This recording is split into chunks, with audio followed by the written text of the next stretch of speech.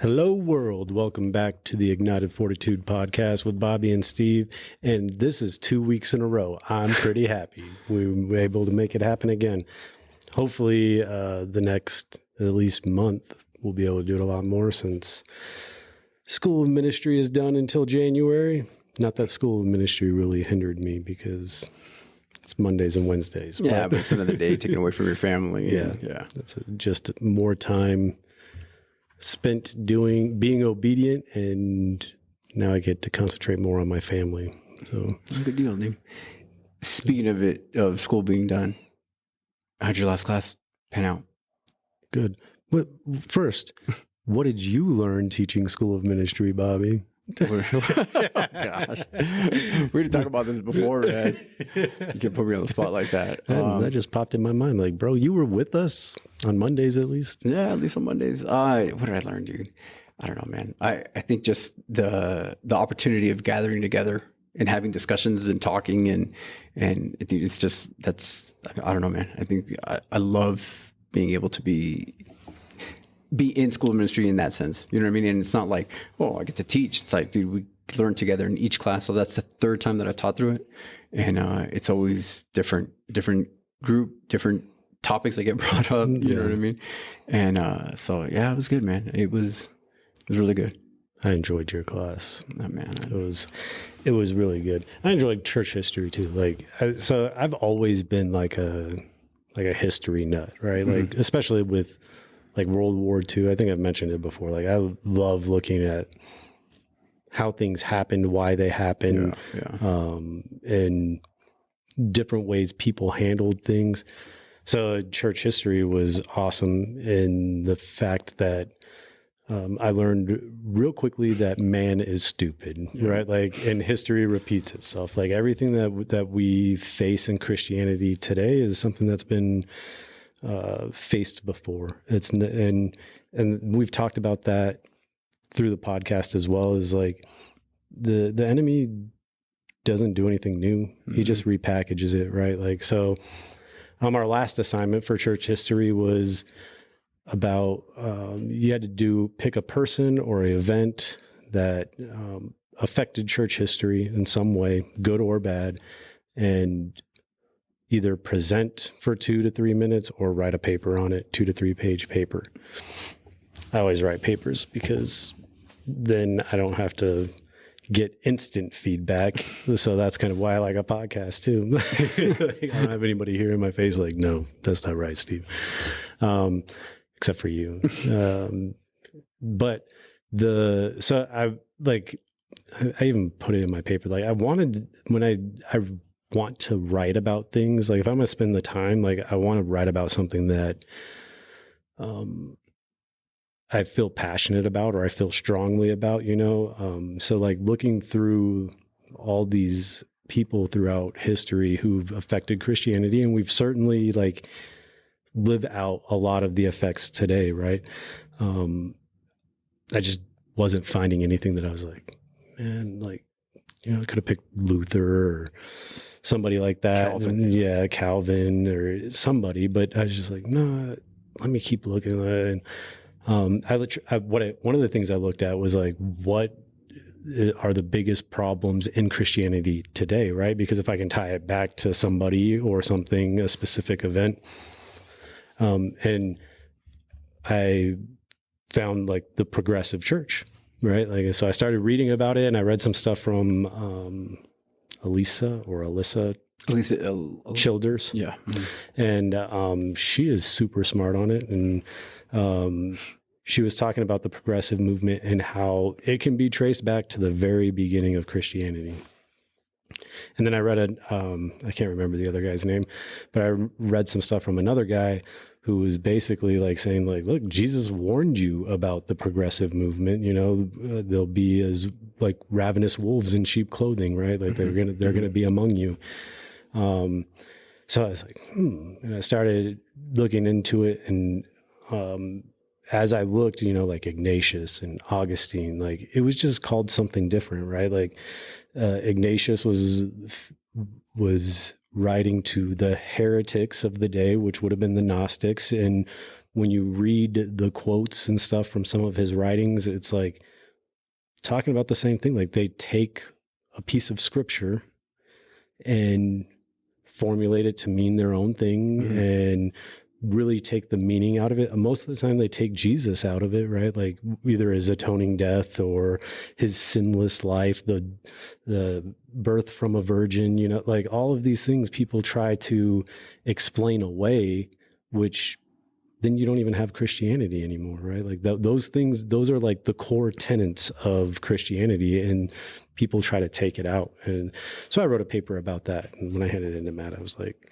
you can fail me now because I didn't choose an event or a person, but he's like, no, I'll read it. I want to see what it's about. So it'll be interesting, but like, it's crazy because then now here we are recording, right? And I turned that paper in on Wednesday, and the last thing that we talked about in Ephesians, we left off in like 4:13.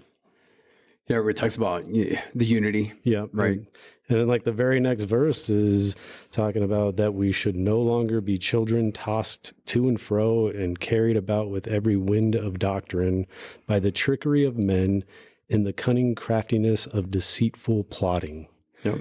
Right? Like that's progressive Christianity. Yeah, for sure. Especially because it's so New Living Translation is we won't be immature like children. We won't be tossed and blown by every wind of new teaching. We will not be influenced when people try to trick us with lies. So clever they sound like the truth, right? Yep. So just thinking about kids, right? So like, how easy is it to be influenced, right? Because your friends. Hey, yeah, but you can do this, you can check this out, or, so that influence is huge, obviously, because you kind of trust the individual, or there's something about them that you feel like you can trust them. Right. And then looking at church history, it's like, look at, there you go. You're listening to somebody or whatever. Like, I got a buddy that, his wife started listening to some guy that was, teaching all kinds of crazy stuff. And like, she just went completely off the path, man. Bro. so that just reminded me, like, and I mentioned it to you last night. Will and I were watching on Prime Video. I think we both like kind of found it. I think I might have found it and mentioned it to him, and then he watched it and told me like, you need to watch this. I'm like, okay. So I started watching it. It's about Noah and the flood and the judgment at that time. And so watching this, like, it starts out like with like a cartoon, like giving you the story of Noah, and the stuff that is said in there is mostly true, right? Like, because I was watching it and I was like, oh man, this is pretty good. Like, we could almost show this to like the teens or in the middle school youth group. And then it was like, and all the people like God decided to judge the earth because they weren't following the 10 commandments. I was like, wait, they didn't have the 10 commandments then. Like, like, I'm like, wait, like how, like they just kind of like throw these little things in there. Right. And it's like, wait a second. And then there was something else about like when Jesus is doing the Last Supper and the wine, and that it wasn't really wine, that it was actually grape juice. Yeah. So if you use wine, and I'm like, wait, what? Like, I was like, I'm gonna have to do some research on that. Like, I was even talking to Will because I haven't got to that part, and it's like a 4-part series. I haven't got to that part in it yet, and there's some great information in it, like apologetic wise, right? Like they talk about the flood and the evidence that we have around us today, like at the Grand Canyon and like the dinosaur bone plots, like where you find them all in one place, and how the flood would have made that happen. And the coal, even like fossils on top of mountains. Yeah. And even like the coal, because coal is from the vegetation, right? And it decomposes and it creates coal. And the only way we would have all these giant deposits of coal that we now mine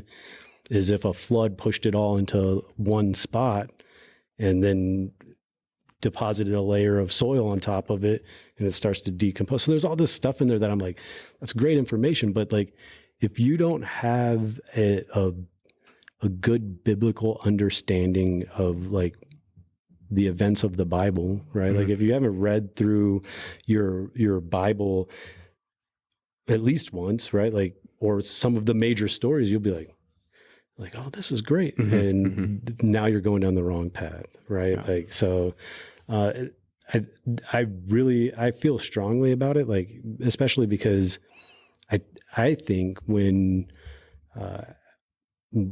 before I was saved and I had that kind of like those bits and pieces, right? Like, and well, that as long as I'm a good person, right? Like, you know, like all these little things. And we talked about it last night with the youth. We had that Peyton and Bailey's dad here who knows apologetics probably better than anybody that I know. Yeah. And talking about how one of the most dangerous things is when we take bits and pieces from all of these things and try to fit it all together, right? And that is what I was doing, right? So now that I'm reading the Bible and I'm studying and I'm really diving in, I'm like, oh, well, this makes so much more sense than what I understood it to be.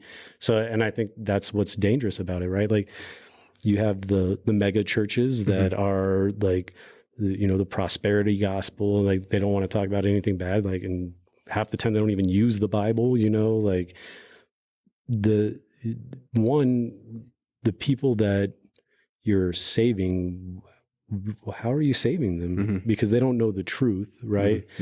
Two, the people that have already been saved that are now going down your path of false doctrine, you know, and then the people that just get confused because they're not real strong, but they're like, it doesn't sound right. You know, they have some understanding. Like there's so many people that are affected by it. And for me, that's why I feel real strongly about it. Like I feel, with being called to be a pastor, I know that I'm going to be judged more harshly because of that. Right. Like, so I don't ever want to say anything wrong. That's always like my biggest thing when you ask me to teach. I'm like, man, I don't want to say the wrong thing, you know, like, so, and it blows my mind that there's people out there that like intentionally teach those things. Right. And a lot of them, I mean, we've talked about like the whole deconstruction thing, right? Like a lot of them were raised with the truth and then they've had a catastrophic life event that made them reevaluate things, and then they change it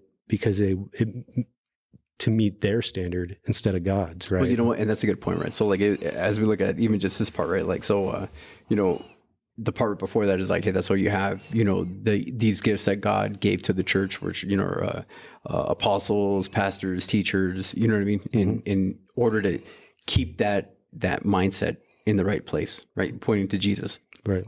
So thinking about the whole aspect of like that, right? You get somebody that grows up in a church, and Bailey and Peyton's dad talked about it yesterday, right? Like, you know, a child gets their understanding from the Bible because their parents are bringing them to church, right? And then, like you said, you know, they grow up in life, and then this catastrophic event happens, or something in their life happens that challenges their faith on their belief, right? It could be a friend that challenges what they believe. It could be an event that happens that's like, why would God allow this to happen? You know, if God is good, why is there evil in the world? That whole, you know, and then that is going to, you know, kind of pull the chair out from under them.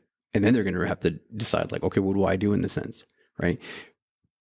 Going to here where he says with immaturity, like, why are kids immature? Like, think of kids, right? Like, I mean, shoot, I can look at myself. Like, I remember how I was, right? Like trying to fit in, trying to like, what should I do? How do I talk? What I want to have the experience, and I want to have the experience, right? Yeah. I got to find out for myself. Yeah. You know what I mean? Like that's it, you know, and there you go. Like, is that true knowledge? Like, you don't know something until you experience it. I mean, that was pretty much the temptation in the garden, wasn't it? Right. Yeah. You know, if you eat of it, you'll find out. Then you'll be like God.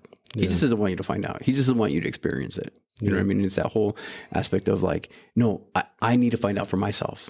I don't know if you ever told your parents that. I know I did. Oh, I know I did all the time. Like, no, I need to find out for myself. You know, and that's immaturity, dude, in the sense of like, you know, you're wanting to do something because you just have that compulsion of wanting to do it. And, you know, being in ministry and, you know, like we can see it looking out for these kids and, you know, like where's, after certain kids graduate, it's like, where they at? What's going on with them? Or, where's their walk? And a lot of the times they get swayed because of people they're hanging out with. And man, I can think of one kid that grew up solid home and very, very bright, very, very smart, very, who was really, really on a good path, walking with the Lord, and then joined the Marine Corps.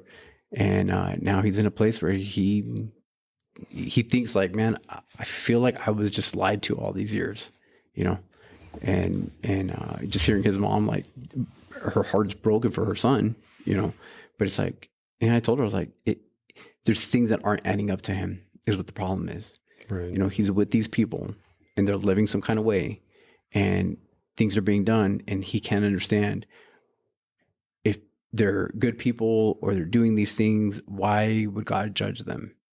And who knows what it is, or Right. maybe it's him wanting to get in some kind of, relationship with somebody that isn't a believer that he really, really has feelings for. And, why can't he be with them just because they don't believe the same way that he does?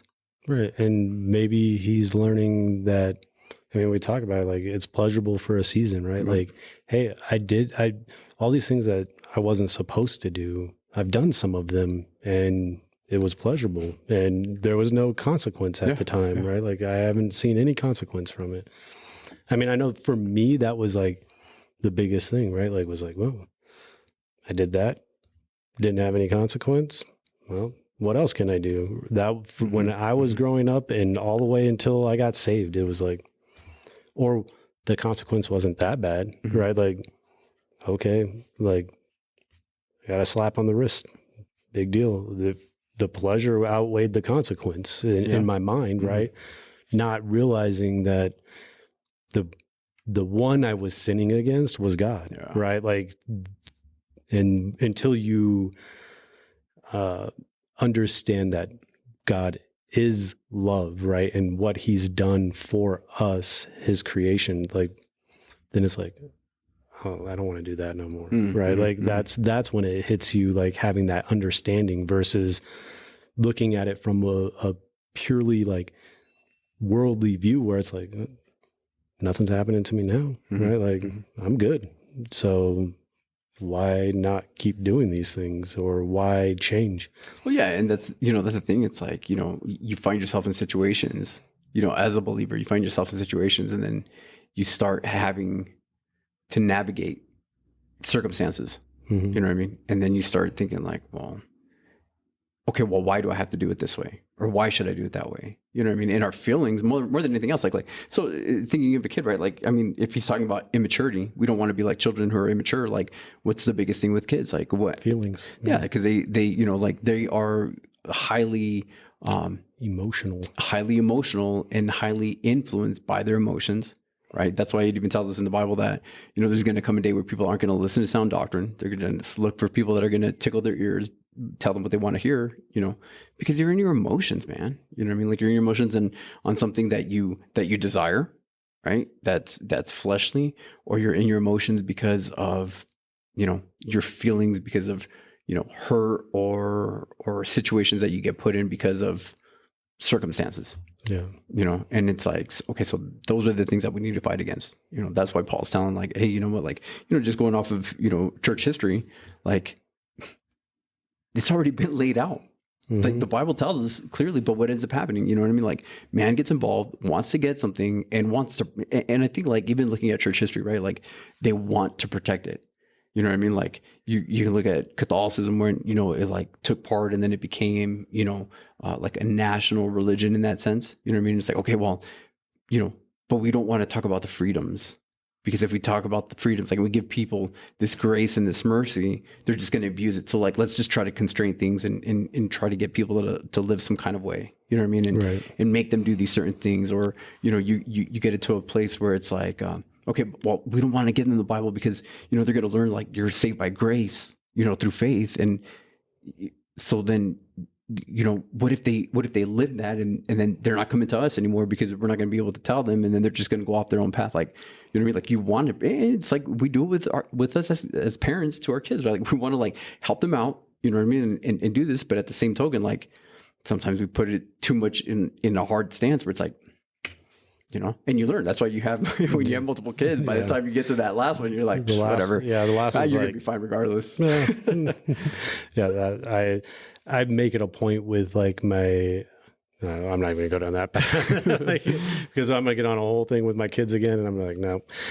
So the other thing that that I thought about when you were talking about that was that when we don't have an answer, we tend to make one up. Oh, there you go. Right. Yeah, like, that's true. And we talked about it a little bit last night, and he didn't really get that much into it, but like, how often and it affects the church a lot, right? Like when we don't have an answer, it's not in the Bible, and we make it up, add whatever, as he said last night, like mysticism to it, right? Like whatever spiritual aspect to it that we want. And we say that that's what it is. But then like with Galileo, right? Like he was the one who discovered like, no, the earth orbits around the sun, not vice versa. And the church was like, no. Yeah, they excommunicated him, dude. And then what does that do for the church, right? Like it looks bad because we've came up with this. It was not clearly written in the Bible that it's the earth orbits around the sun. We came up with an answer. Your answer is different. Even though it's right, we're going to say, nope, you're gone. Like, get out of here, you know? And what it all comes down to is man, right? Like, man is the biggest problem with the church, like, because our pride, like we want to have an answer. We don't want to be wrong. Power, man. Yeah. The power that comes with it. Give it up. Yeah. Yep. You don't want to give it up. Like, oh no, you have to come to us. I have the answer. Well, just even think about like the persecution that was going on, like right after the Protestant Reformation, right? And they were, you know, in church history, they were going and killing, you know, and just think about that. Why? Because, you know, the whole part of the Protestant Reformation was like, hey, Christ is head of the church, not the Pope. And dude, like the Catholics were livid, and they were like, I mean, that's the whole story with Bloody Mary. She's going after these Protestants and killing them, you know what I mean? Because of that whole fact. It's like it clearly states it, you know what I mean? But unfortunately, you know what I mean? Like, in the catechism, it says, you know, the Pope he's got the final authority. Yeah. And one of the things that he said last night that really made a lot of sense to me is people don't study anything anymore, right? Like we have these things in our pocket that I can watch a 5-minute YouTube video and I'm an expert on it. Right? Like, and what's funny is like I use that all the time. Like I get mad at my son, like, dude, why do I got to show you how to change the oil on your car?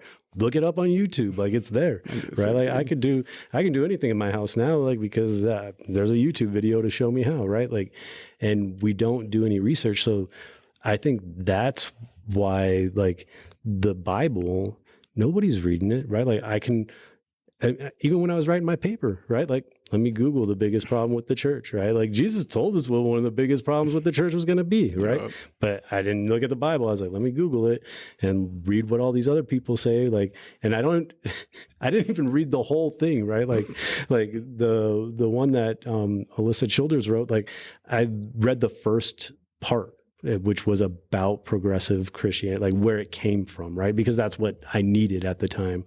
And here I am on a podcast now talking about it like I'm an expert on it, right? Like, no, bro, I wrote that paper in 2 hours and like, here you go. And now I'm like, oh, this is a big problem. I'm not an expert on it, you know, like, but that's what we do now. The technology has done that to us. And, you know, I beat my kids up, like, you don't have to even read anything. At least like I had to go read an encyclopedia, right? Like, now people just show you on YouTube and tell you exactly what to think. And what do? Oh, yep, they're right. We don't do any research to make sure they're right. You know, like, oh yeah, there we go. So I think that is a huge part in the maturity, right? Like if you aren't willing to accept that there might be more than one answer, right? Like, oh, all I have to do is look at YouTube. The first video I see, let me watch that. Okay, I'm an expert. Like, or the person that I like on this topic, right? Yeah. Like, or it has to do with, oh well, that person, you know, they're Catholic. I can't watch that. You know, like I love being like the devil's advocate, right? Like where it's like, yeah, but is it really? Like, like so and so says this. Like, I love that, being that person, like that, because that's how my mind works, right? Like, I want to know, Challenge things. yeah, I want to challenge things, and when I challenge it, that causes me to really like Sure. dig in, right? Like, and look things up. Well, you can't put yourself in an echo chamber. Yeah, You can't. Like, I mean, that's when we see these great Christians fall. Why is it? Because they surrounded themselves with yes men. Yeah, or people that like barely surround themselves with barely anybody at all, right? Like, okay, could you imagine if it was just me and you, right? Like, we could say whatever we wanted. Nobody's gonna hold us accountable, right? Like, I mean, there have been people who've reached out to us and told us like the podcast is great. Nobody has reached out and said like, hey, well, what about this? Like you said, so, like nobody even though we do have other people in place that are going to hold us accountable, right? But like people listen and they go, oh yeah, like I'm challenging all you guys listening. Like if you think we said something that isn't quite right, let us know. Like I don't want to say the wrong thing. I don't want to be the people that are out here just running my mouth and not really having anything to back it up. Yeah, for sure. Like that's, I think it's huge. Like if you surround yourself with people who are just going to do what you say, you're not going to be held accountable. Well, it's funny that you say that, because even looking at the progressive movement, right? Mm-hmm. It's like they want to follow after God that isn't going to challenge them.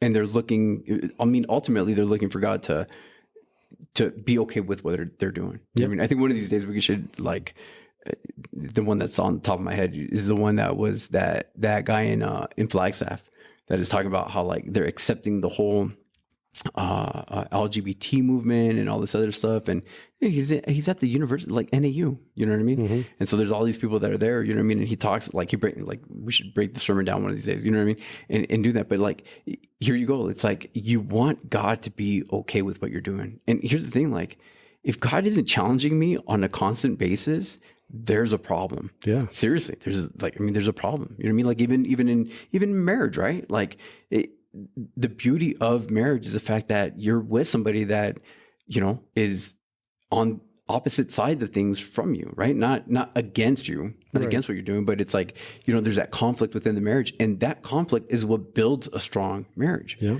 Right. And that's the whole point. And it's not, obviously it shouldn't be in an aggressive state, and it shouldn't be like, we're just always fighting. Well, that's not healthy. But when you're in a state where it's like, hey, you know what? Like, I think we should do this. Well, no, look at it from this side, and look, you know what I mean? Like, that's what makes. But there you go. You in a sense, like, okay, well, you know what? We can agree on this thing, and we're gonna do it. And you help each other out from going off the path. Again, like even thinking of Paul Lynn when he was on the podcast, you know what I mean? Where he's like, hey, if you have a community of people, it's even better, because when it's just like, even you and your spouse, like you guys might make a decision based on your circumstances. And if you don't have other people that are involved in that, like you guys can go down a bad path. You know what I mean? But having that tribe that is gonna, I think he said up to 5, mm-hmm. right? Like, or 5 to 7 people that they're gonna hold you accountable, right? Like they're gonna be the ones to be like, hey, yeah, I get what you're saying, like, and you're not wrong for feeling what you're feeling, but did you think about this, right? Like, or, and I don't know. I think that you can't, bro. Like, here's the. I'm sorry. Like, I'm all over the place right now. Like, I do have passion about this. Like society today, right? Like with social media, with technology, with they get their information in what, like 30 seconds to 3 minutes. Like TikTok recently went up to where you can get like 3-minute videos or something. Mm-hmm. Like, so if all you're doing is getting your information in that short little chunk, if you're getting it, like from memes, like you cannot have the whole picture. in that amount of time, right? Like if you're not doing the research, if you're only taking what you get from social media, from TikTok, from well, even this, dude, even the people that are choosing to stay at home and wild. Like I just ran into somebody at one of the stores when I was stocking merchandise over there, and I'm like, hey, how's it going? And it's funny because they looked at me like, I know you from somewhere, but I can't pinpoint it, right? And I knew the individual was like, hey, I said, how are you doing? They're like, good. And I said, I haven't seen you guys in a while. Like I'm normally in the other building. So, cause they don't have any kids or, much older, they have grandkids and stuff like that now. And I was like, I haven't seen you guys. Like, you guys still going to Calvary? And they're like, well, we're watching online. Cause like when everything happened with COVID and stuff, and it's like, that's the same thing too, man. Like you get people that are just watching online, but it's, you're isolating yourself. You're keeping yourself back. And it's like, well, I'm getting biblical teaching.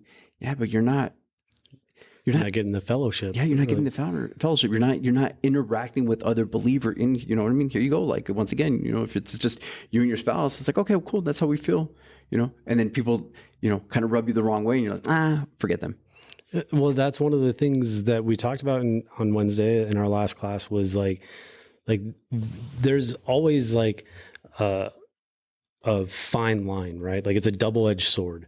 Like technology is great, right? Like when COVID happened and like, yeah, it's awesome that we have the opportunity to still get the word out there. I mean, and that was part of why we wanted to do this, right? Yeah. Like we wanted to provide another avenue for people to hear the word, right? Like, but at the same time, now that everything's opened back up, a lot of people didn't come back, right? Or how many people are like, yeah, I enjoy the convenience. Yeah, like I just, I got to get up early, and this way I can take a shower, be in my PJs, and watch, and then go to bed. Or I don't have to wake up super early and get ready. I don't have to try and get the kids ready to get out the door. We can all just sit down, and even though what happens when that's going on, right? Like it's like this, it's up on the TV, and you're like, oh yeah, dude. Scrolling through your phone. You're not paying attention. Yeah, like the dog's got to go out. Like something else is drawing you away from it,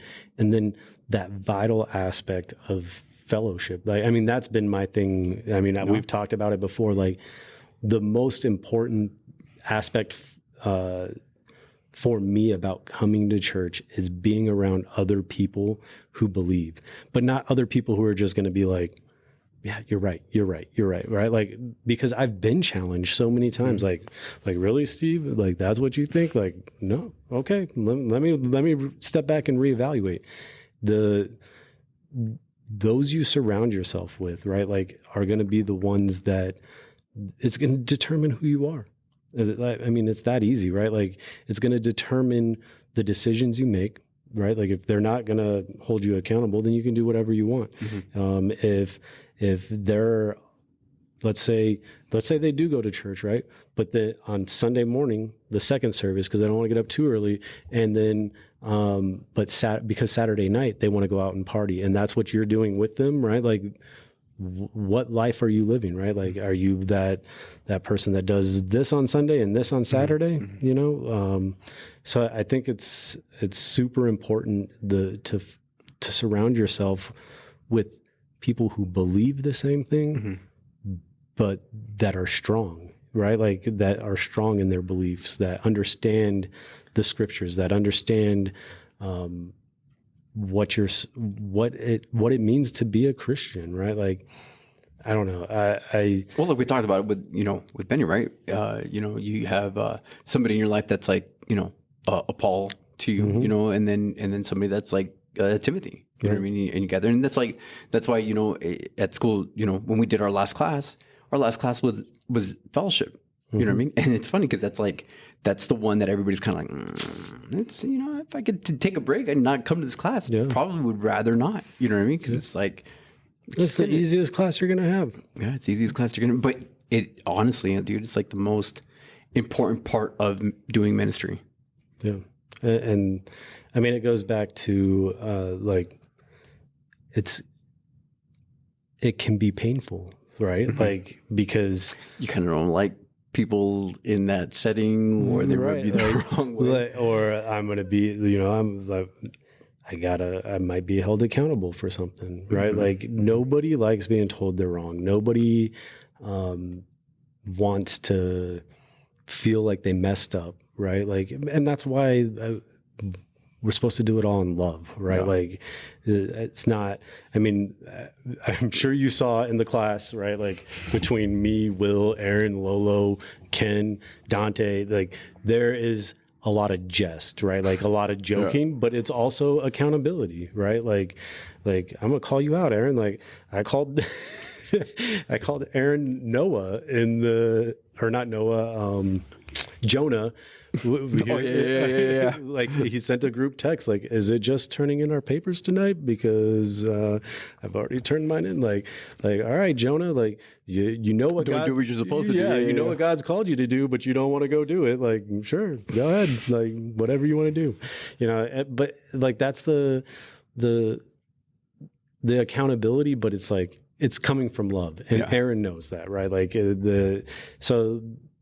but if we didn't have a relationship, right? Like it wouldn't feel like love, even if I was being loving. No matter how I said it, like, hey bro, like, why aren't you coming to this? Like, yeah, I get it. You already turned in your paper, but just show up, maybe we'll get out of here early, whatever. Right. Like even if I said that, if we didn't have a relationship, and it's funny because there you go, right? So like this whole point is about, hey, that's why you have these leaders in your church, and there's leaders appointed because, hey, they're going to be the ones that are, responsible, right? Mm-hmm. Not so much put in authority, but responsible for you not acting like a child, going to and fro. And it says even here, right there, like in 15, it said, instead we will speak the truth in love, growing in every way more and more like Christ, who is the head of his body, the church.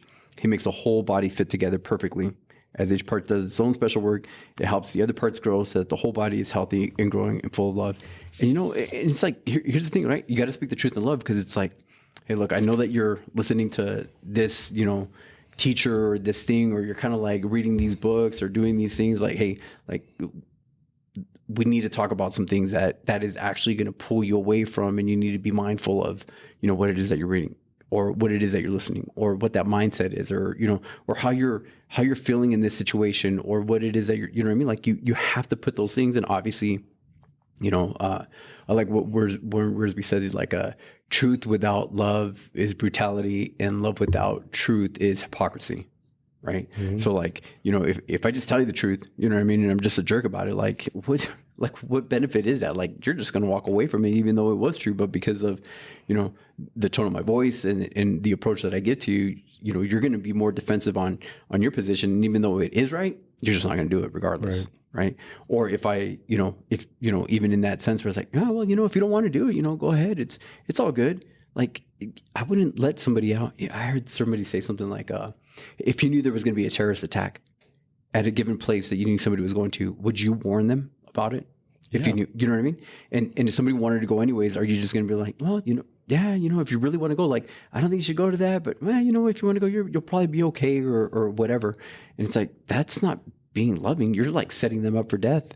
So for us on the side of apologetics, mm-hmm. defending the faith, right? It's like, hey, look, I got to let you know, because if you go down this path, which means you're going to walk away from what the truth is, where's that going to lead you? All right. You know what I mean? Yeah, and I think that like that's the biggest part, right? Like, and if as Christians, right, like we recognize like the spiritual gifts, right? Like one of those is exhortation, right? Like that's that. Hey, you're not doing right. Like you could be a jerk about it, right? Like, hey, bro, you're an idiot. Stop. You know, like, or you can do it in love, which is what you're supposed to do, right? Like just because exhortation is your gift doesn't mean like you have a free pass to go and just tell everybody they're wrong, because you're not 100% right either, mm-hmm. especially if that's how you're doing it, right? Like if you're just going around like, hey, don't do that. Don't do that. Like that's not. Well, you know what's funny, dude? Because even if as you say that, and you brought up the whole Jonah thing, right? Like, think of what the impact, in a sense, for Jonah, what it was doing when he had to go back and tell those people. You know what I mean? Like, he was obviously rebelling. He was going against it.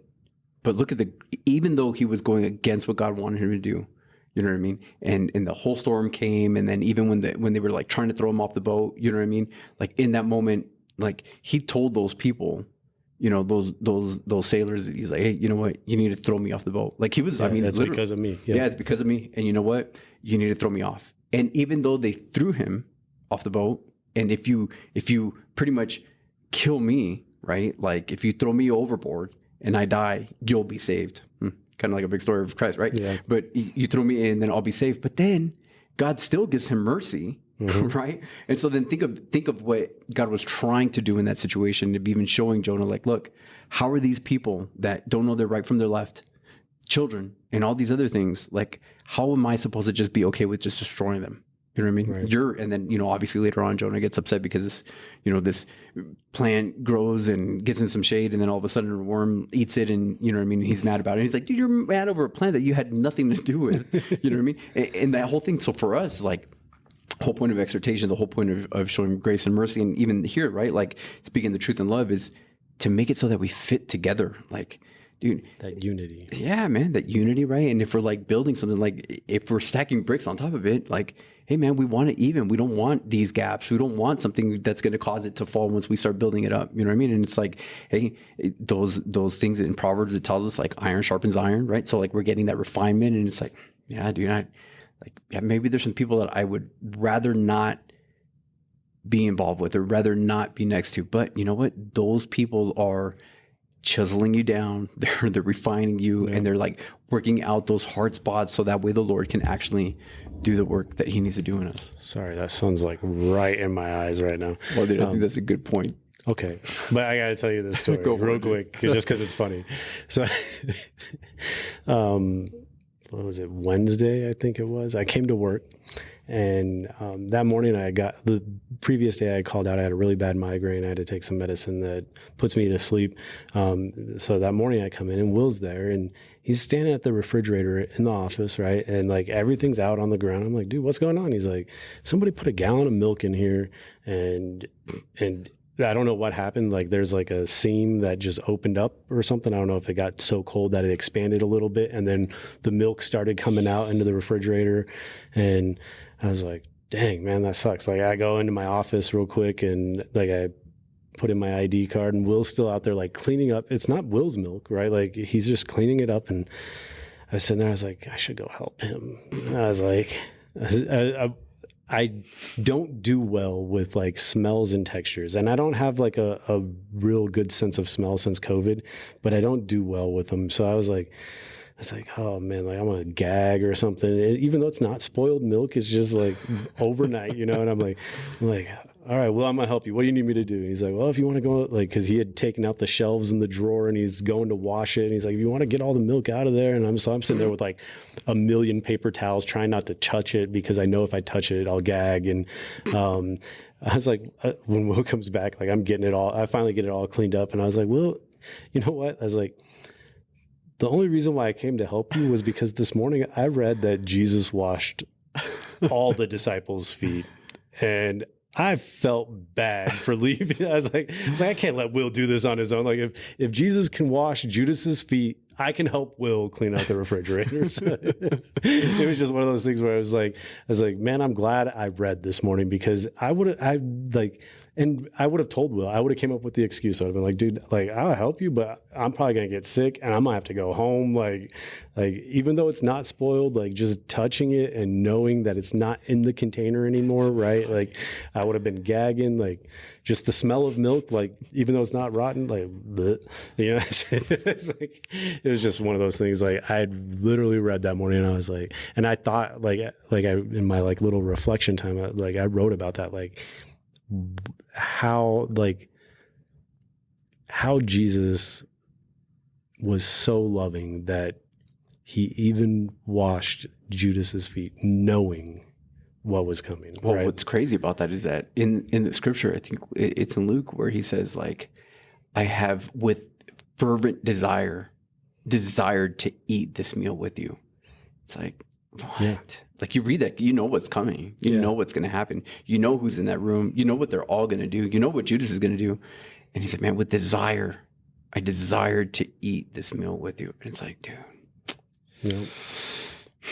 I was reading today and like how many times he called the disciples his friend, you know, like I'm like, what a good friend. Anyways, I was not going to be a good friend to Will. I was going to let him clean out that refrigerator. We're going to have the Fear Factor episode just because you said that.